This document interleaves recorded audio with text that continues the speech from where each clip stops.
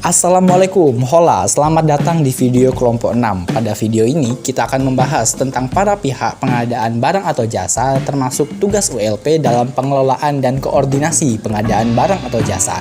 Nah, sebelum mencari tahu siapa aja sih para pihak pengadaan barang atau jasa serta tugas fungsi tiap pihak tersebut, kita harus tahu dulu nih apa itu pihak barang atau jasa. Maka dari itu, yuk kita simak video selengkapnya.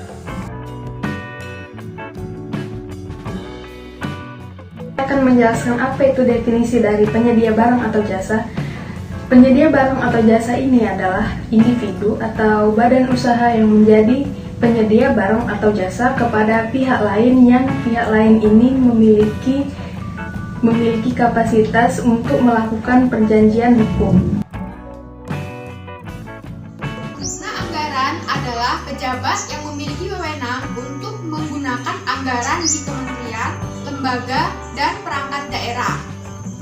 Seperti yang kita tahu bahwa negara kita memiliki APBN dan APBD. Lembaga dan kementerian itu masuk dalam APBN, sehingga pengguna anggaran atau PA-nya adalah menteri dan kepala lembaga. Untuk APBD, di perangkat daerah, pengguna anggaran atau PA-nya adalah sekda, kepala badan, kepala dinas, di kecamatan itu camat, dan di kelurahan itu adalah lurah. Tugas dan wewenang PA adalah yang pertama, melaksanakan kegiatan yang mengakibatkan penganggaran belanja. Yang kedua yaitu mengadakan perjanjian dengan pihak lain dengan ketetapan anggaran yang sudah ditetapkan. Yang ketiga yaitu menetapkan perencanaan pengadaan. Yang keempat yaitu menetapkan dan mengumumkan rencana umum pengadaan. Yang kelima yaitu melaksanakan konsolidasi barang dan jasa. Yang keenam yaitu menetapkan penunjukan langsung untuk tender atau seleksi gagal. Yang ketujuh yaitu menetapkan pejabat pengadaan, pejabat pembuat komitmen, pejabat penerima hasil, dan pejabat pemeriksa hasil. Yang kedelapan yaitu menyatakan tender atau seleksi gagal. Dan yang kesembilan yaitu menetapkan pemenang pemilihan atau penyedia untuk metode pemilihan, tender atau penunjukan langsung barang, pekerja konstruksi, dan jasa lainnya dengan anggaran di atas 100 miliar, dan seleksi atau penunjukan langsung jasa konsultasi dengan anggaran di atas 10 miliar. Masa pengguna anggaran adalah pejabat yang memiliki kuasa dari pengguna anggaran untuk melaksanakan sebagian tugas dan wewenang di kementerian, lembaga, dan perangkat daerah yang bersangkutan. KPA sangat tergantung kepada PA, karena PA ingin mendelegasikan sebagian tugasnya atau tidak.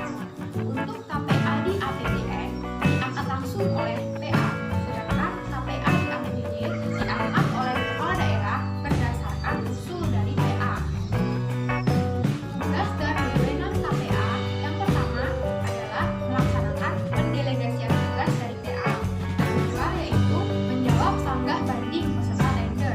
Yang ketiga yaitu dapat menugaskan TPK untuk melaksanakan kegiatan yang berkaitan dengan kegiatan yang dapat melibatkan penganggaran dan perjanjian dengan pihak lain dengan anggaran yang telah ditetapkan. Unit Layanan Pengadaan dan Pejabat Pengadaan.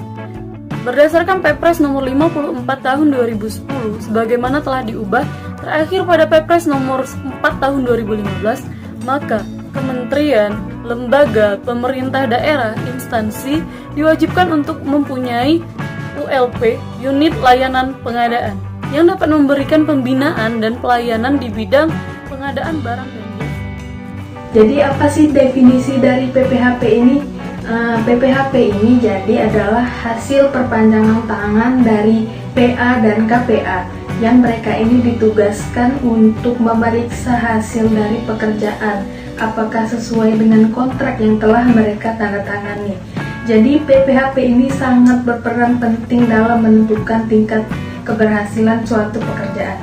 PPHP ini memiliki tugas dan wewenang loh. Nah, apa aja sih tugas dan wewenang dari PPHP? Yang pertama, tugas dan wewenang dari PPHP ini adalah melakukan pemeriksaan hasil pengadaan barang atau jasa sesuai dengan kontrak yang telah ditandatangani. Kemudian yang kedua yaitu menerima hasil pengadaan barang atau jasa setelah melalui pemeriksaan. Yang terakhir yaitu membuat dan menandatangani berita acara serah terima pekerjaan. Para pengawas intern pemerintah adalah aparat yang melakukan tugas pengawasan melalui audit, review, evaluasi, pemantauan, dan kegiatan pengawasan lain terhadap penyelenggaraan tugas dan fungsi dari suatu organisasi. Berdasarkan Peraturan Pemerintah Nomor 60 Tahun 2008 yang termasuk ke dalam aparat pengawas intern pemerintah adalah Badan Pengawas Keuangan dan Pembangunan (BPKP), Inspektorat Jenderal, Inspektorat Provinsi, Konsultan perencana atau juga dapat disingkat dengan KP merupakan pihak yang ditunjuk oleh PA dan juga KPA dalam rangka untuk melaksanakan tugas pekerjaan perencanaan.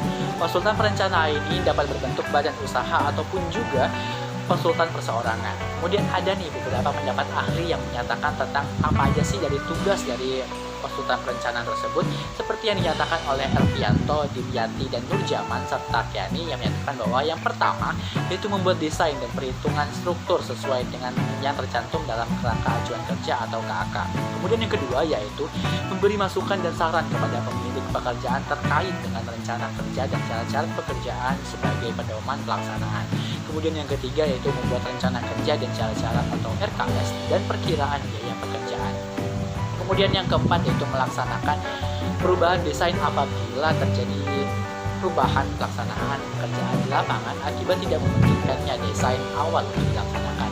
Kemudian yang kelima yaitu membuat laporan hasil pekerjaan, dan kemudian yang terakhir yaitu bertanggung jawab atas hasil. Kemudian kita akan membahas tentang konsultan pengawas. Sebenarnya hampir mirip dengan konsultan perencanaan, namun bedanya adalah konsultan pengawas merupakan pihak yang ditunjuk oleh pemilik pekerjaan untuk melaksanakan tugas pengawasan. Dari pendapat yang sama dari konsultan perencanaan tadi, yaitu dari Elvianto, Nurjaman, dan Dimyati serta Kiani yang menyatakan bahwa tugas fungsi dari konsultan pengawas ini yang pertama yaitu mengawasi seluruh pelaksanaan pekerjaan yang menjadi tanggung jawabnya. Kemudian yang kedua, mengawasi kebenaran ukuran, kualitas, dan kuantitas terhadap penggunaan bahan atau material bangunan serta juga peralatan dan perlengkapan selama pelaksanaan kegiatan. Kemudian yang ketiga, yaitu mengawasi kemajuan pelaksanaan pekerjaan dan mengambil tindakan yang tepat dan cepat agar batas waktu yang telah ditentukan dapat terlaksana. Kemudian yang keempat yaitu membuat laporan periodik atau progress report atas hasil tugas pengawasan yang telah dilaksanakan. Dan yang terakhir yaitu memberikan masukan kepada teknis dari pemilik pekerjaan maupun juga penyedia barang atau jasa. Saya akan menjelaskan tentang pejabat pelaksanaan teknis kegiatan. Pembahasan tentang PPTK ini dijumpai pada pasal 7 ayat 3 yang menyatakan bahwa tim pendukung adalah tim yang dibuat oleh PKK untuk membantu pelaksanaan pengadaan barang dan jasa. Tim pendukung ini terdiri dari direksi lapangan, konsultan pengawasan, tim pelaksanaan swakelola dan lain-lain. PKK bisa meminta kepada PA untuk menugaskan PPTK dalam rangka menyelesaikan tugas PKK. Nah, penyampaian materi yang disampaikan oleh Saudara Alif tadi sekaligus menjadi penutup seputar materi pihak pengadaan barang dan jasa termasuk juga ULP. Dan apabila dalam video ini terjadi kesalahan kata, informasi ataupun lainnya, kami mohon maaf karena sejatinya dalam video ini ditujukan untuk tugas mata kuliah manajemen pengadaan barang dan jasa. Saya Bayu Anggara bersama dengan Celin, Vira, Estika, dan Alif mengucapkan terima kasih banyak dan wassalamualaikum warahmatullahi wabarakatuh.